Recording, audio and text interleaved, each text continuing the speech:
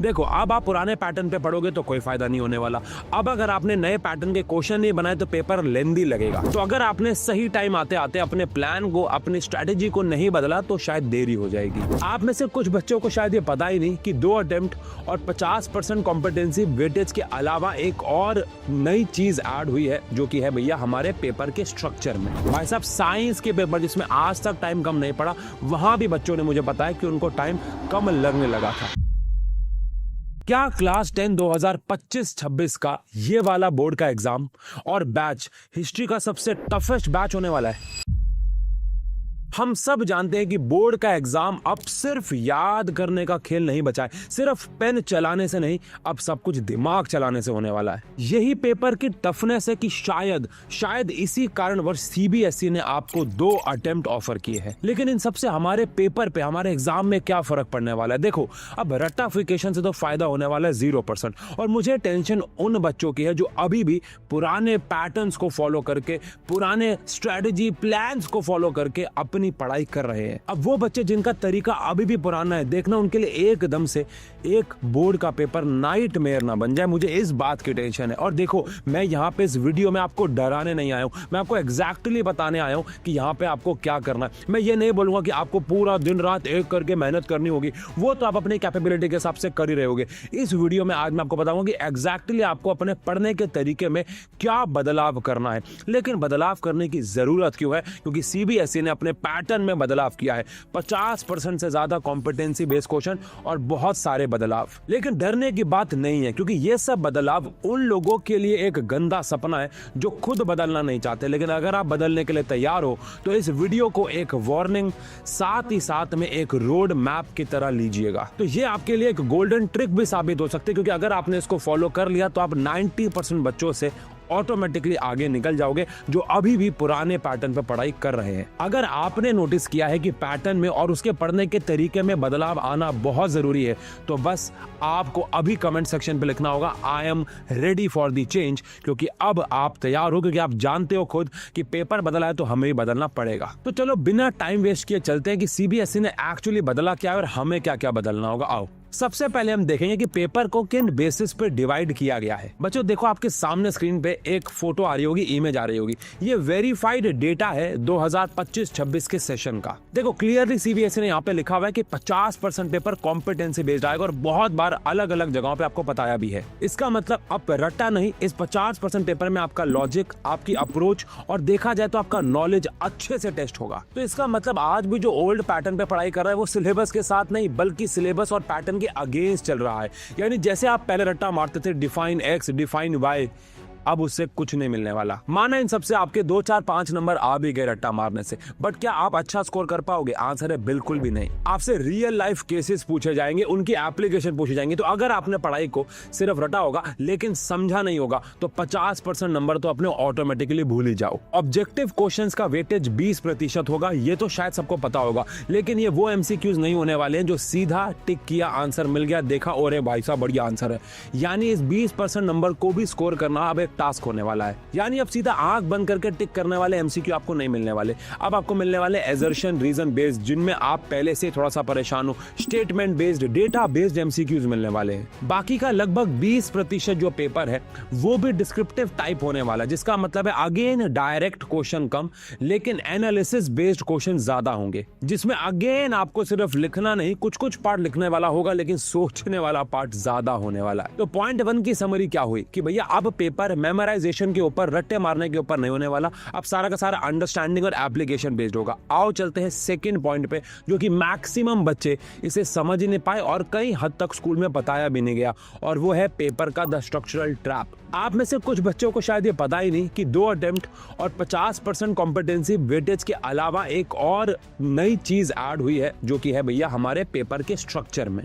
ध्यान से सुनना, बेसिक बात सब बताएंगे लेकिन इतने डिटेल में नहीं जो मैं बात करने जा रहा हूँ। पहले क्या होता था कि पेपर सेक्शंस में डिवाइड होता था, ए बी सी, जिसमें हमारे एमसीक्यू आ गए, उसके बाद 2 मार्कर 3 मार्कर। अब मैं उस बदलाव की बात नहीं कर रहा हूँ कि भैया एसएसटी में सारी किताबों को अलग सेक्शन में बांट दिया गया और साइंस में भी हमारी बायो, केमिस्ट्री और फिजिक्स को बांट दिया गया। नहीं, उस बदलाव से तो आप सब अवेयर हो, लेकिन मैं किस बदलाव की बात कर रहा हूं कि अब एमसीक्यू और थ्योरी को कुछ हद तक मिक्स कर दिया गया है। समझाता हूं। पहले क्या होता था कि एमसीक्यू सीधा आते थे। एग्जांपल के तौर पे what is the chemical formula of butane, तो ब्यूटेन का फार्मूला आपसे 4 ऑप्शन में पूछते थे, सीधा आंसर टिक करना होता था। लेकिन अब एमसीक्यू में एक पूरी कहानी होती है कभी कभार, मतलब सारे एमसीक्यू में नहीं लेकिन मोस्टली एमसीक्यूज में कहानी होती है। आपको पहले वो कहानी पढ़नी पड़ती है और फिर कहानी के बाद मेजर क्वेश्चन लास्ट में शुरू होता है और उसके बाद नीचे आंसर देना होता है। एग्जांपल के तौर पे एक गैस है जो यहाँ इस्तेमाल हो रही है, वहां इस्तेमाल हो रही है, सोनू ने आइसक्रीम जमानी थी ठंडी क्या, तो ऐसे करके कहानी बनाई। उसके बाद बोला कि भैया उस गैस में ब्यूटेन है, बताओ ब्यूटेन का फॉर्मूला क्या है। इनडायरेक्टली आपको क्वेश्चन ज्यादा पढ़ना पड़ जाता है, जिसकी, और ये सिर्फ एमसीक्यू में नहीं, केस बेस्ड में भी हो रहा है और बाकी शॉर्ट आंसर टाइप में भी हो रहा है, जिसकी वजह से पेपर ऑटोमेटिकली लेंदी हो जाता है क्योंकि आपको ज्यादा पढ़ना पड़ता है क्वेश्चन को भी। और मैंने ऐसे स्ट्रक्चरल ट्रैप क्यों कहा, क्योंकि वो ट्रैप है जिसके बारे में बहुत कम बच्चों ने ऑब्जर्वेशन की, क्योंकि नए पैटर्न पे पेपर ही सॉल्व नहीं किए, जिसकी वजह से वो उसके बारे में समझ ही नहीं पाए। और जब वो अपना मॉक टेस्ट देने गए या फिर आप बोर्ड का पेपर देने जाओगे और वहां जाके आपको पता लगेगा कि मुझे तो एक एमसीक्यू में भी इतनी देर लग रही है बिकॉज पूरा पढ़ना पड़ रहा है, या फिर शॉर्ट आंसर में भी, तो भैया अच्छे अच्छे टॉपर का पेपर छूट रहा है। भाई साहब साइंस के पेपर जिसमें आज तक टाइम कम नहीं पड़ा, वहां भी बच्चों ने मुझे बताया कि उनको टाइम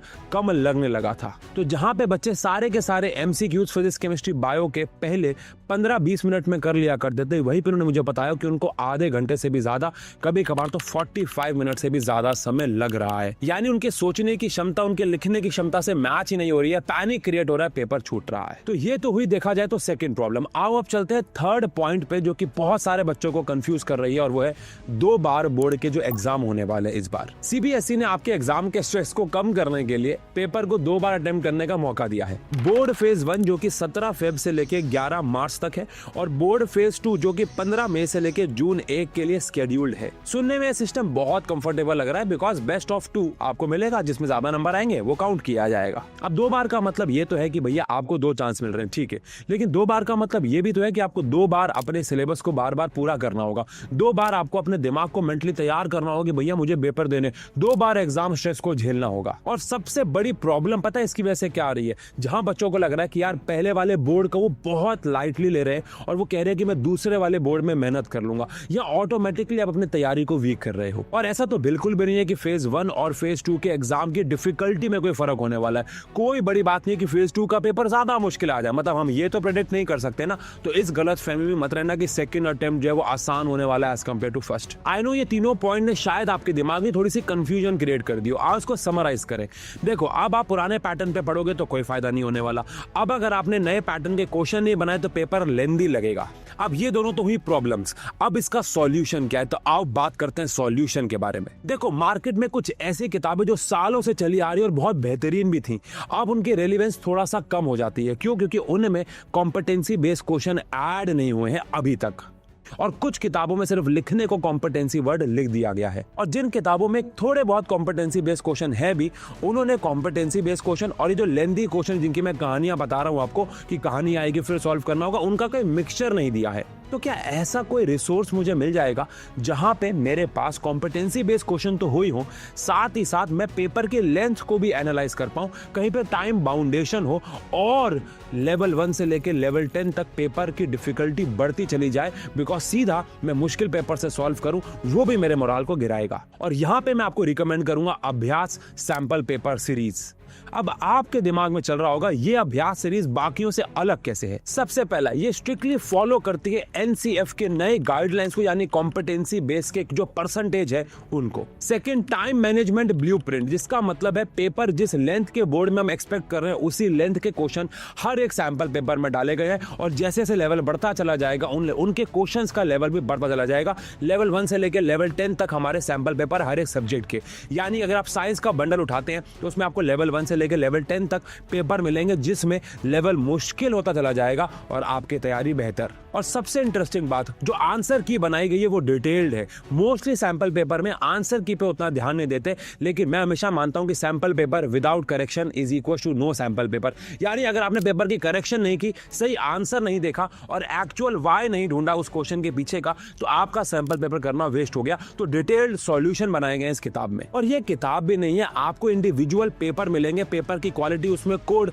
सेम बोर्ड की तरह देने की कोशिश की है, क्योंकि ये एक किताब नहीं, एक स्टिमुलेटर बनाया गया है। जैसे वीडियो गेम्स खेलते हैं जिसमें लगता है कि एक्चुअली में गाड़ी चला रहे हैं, आप जब इसे बंद कमरे में बैठ के टाइमर लगा के 3 घंटे का पेपर दे रहे होगे तो ये बोर्ड एग्जाम का एक स्टिमुलेटर का काम करेगा। आंसर शीट अलग है, दूसरे कोने में रख दोगे, पेपर दोगे सिर्फ तो फील आएगी कि बोर्ड का पेपर दे रहे हो। डिस्क्रिप्शन में लिंक है, जाओ, देर मत करो, बोर्ड के एग्जाम्स बहुत करीब है, बिकॉज एक्चुअल विनर वो है जो सही टाइम पे सही हथियार का इस्तेमाल करे। तो अगर आपने सही टाइम आते आते अपने प्लान को, अपनी स्ट्रेटेजी को नहीं बदला तो शायद देरी हो जाएगी। तो जाते जाते डराऊंगा नहीं, लेकिन पुराने पैटर्न पे टिके रहे तो प्रेशर बढ़ना गारंटीड है। तो अगर आप इन चेंजेस के लिए तैयार हो और अपने अंदर भी चेंजेस लाने के लिए तैयार हो तो बोर्ड में अच्छे नंबर लाने से आपको कोई नहीं रोक सकता। आप सबको पता है बहुत सारे बच्चे अच्छे नंबर लाएंगे, उनमें से मुझे पूरा यकीन है कि आपका नाम भी होगा। बस ये जरूर ध्यान रखना कि the change is the only constant.